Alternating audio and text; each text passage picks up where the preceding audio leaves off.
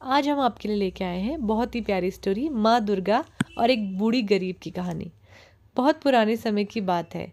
एक गरीब बूढ़ी माँ दुर्गा के मंदिर के आगे भिक्षा के लिए सुबह से बैठी हुई थी, लेकिन उस दिन उसे मंदिर के बाहर कुछ भी नहीं मिला और उस दिन उसे पानी पीकर ही अपनी भूख मिटानी पड़ी। तब उसने सोचा कि चलो कोई बात नहीं, शायद कल कुछ मिल जाए। तो अगले दिन भी वो दुर्गा माँ के मंदिर के आगे भिक्षा के लिए बैठ गई। तब उस बूढ़ी गरीब को यह देखकर बड़ी खुशी हुई कि मंदिर में उस दिन बहुत ही ज्यादा भीड़ थी। शायद कोई त्योहार होगा, क्योंकि वो मंदिर दुर्गा माता का बहुत ही प्राचीन मंदिर था। लेकिन ये क्या वहाँ इतने लोग मंदिर में आकर चले गए? लेकिन उस बूढ़ी गरीब को किसी ने भी कुछ भी नहीं दिया, जबकि उस मंदिर के पुजारी को सभी लोग आटा चावल पैसा सब कुछ दे रहे थे। तभी वो बूढ़ी गरीब आंखों में आंसू लिए माँ दुर्गा को याद करने लगी और उनसे ये कहने लगी कि हे मैया, मुझे दुख इस बात का नहीं कि मुझे कोई भीख नहीं दे रहा। मुझे तो केवल दुख इस बात का है कि भरे हुए घर को हर कोई इंसान और भी ज्यादा क्यों देता है और भेड़ चाल चलता रहता है, लेकिन क्या किसी को भी हम जैसे भूखे और गरीब लोगों के खाली हाथ बिल्कुल भी नजर नहीं आते? ऐसा क्यों होता है मैया? और अगर ऐसा ही चलता रहा तो हम जैसे गरीब लोगों का क्या होगा? दुर्गा मैया से मन में इतना कहने के बाद उस बूढ़ी ने सोचा कि शायद आज भी मुझे भूखा ही सोना पड़ेगा। इतने में ही ना जाने कहाँ से एक सुंदर सी कन्या उस दुर्गा माँ के मंदिर की सीढ़ियाँ चढ़ने लगी, और जैसे मौसम ही बदल गया हो। और जैसे ही वो सुंदर सी कन्या उस पंडित के पास पहुंची तो उस समय वहां उस गांव का एक बहुत ही धनवान व्यक्ति खड़ा हुआ था। तो जैसे ही उस धनवान व्यक्ति ने अपनी पैसों और लड्डू बर्फी से भरी हुई थाली पूजा के लिए पंडित को पकड़ाने लगे, तो वैसे ही उस कन्या ने उन्हें रोकते हुए कहा कि हे धनवान व्यक्ति, तुम ये पैसे और लड्डू बर्फी से भरी हुई थाली इस मंदिर के बाहर बैठी उस बूढ़ी गरीब माँ को क्यों नहीं देते? वो बेचारी कल से भूखी है और उसकी सहायता करना तुम्हारा कर्तव्य है, जबकि दुर्गा माँ ने तुम्हें तुम्हारी मेहनत का खूब धन दिया हुआ है। लेकिन उस धनवान व्यक्ति ने अपना घमंड दिखाते हुए उस छोटी सी कन्या से कहा कि तुम होती कौन हो मेरी दुर्गा माँ की पूजा के बीच में आने वाली, और मैं ये अपना सारा धन इस बूढ़ी गरीब पर क्यों लुटाऊं?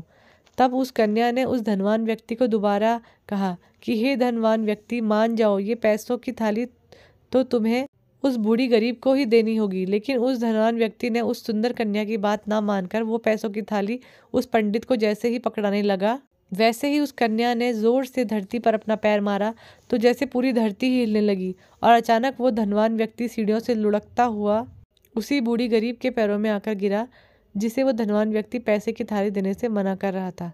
तभी वो धनवान आदमी खड़ा होकर ये सोचने लगा कि ये कैसा चमत्कार था, मैं ऊपर से नीचे कैसे गिरा? और जब उसने ऊपर की तरफ देखा तो मंदिर के पास भी कोई नहीं था और वो कन्या भी वहां नहीं थी। उसने उस मंदिर के पंडित से पूछा कि पंडित जी, अभी अभी यहाँ पर एक सुंदर सी कन्या खड़ी थी जो मुझे मंदिर में प्रसाद ना चढ़ाकर उस गरीब बूढ़ी को देने के लिए कह रही थी। तो उस पंडित ने बहुत ही अचंभित होते हुए उस धनवान आदमी से कहा, नहीं नहीं, यहाँ तो कोई भी कन्या नहीं आई, और तो और मैंने तो आपको भी यहाँ अभी अभी ही देखा है।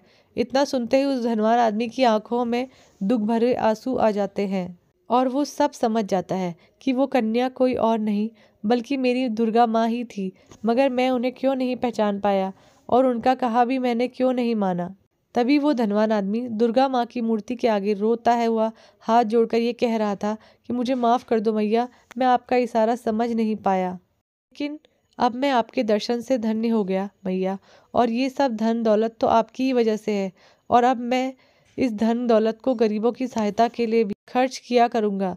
तभी उसी समय वो धनवान आदमी उस बूढ़ी गरीब के पास जाता है और उसे वो कुछ पैसे और कुछ खाने के लिए देता है। तो वो बूढ़ी गरीब उसे खूब आशीर्वाद देती है और कहती है कि तुम हमेशा धनवान रहो और माता रानी तुम्हारी और तुम्हारे परिवार की हमेशा रक्षा। ऐसे आशीर्वाद से उस धनवान आदमी को बहुत ही खुशी मिली।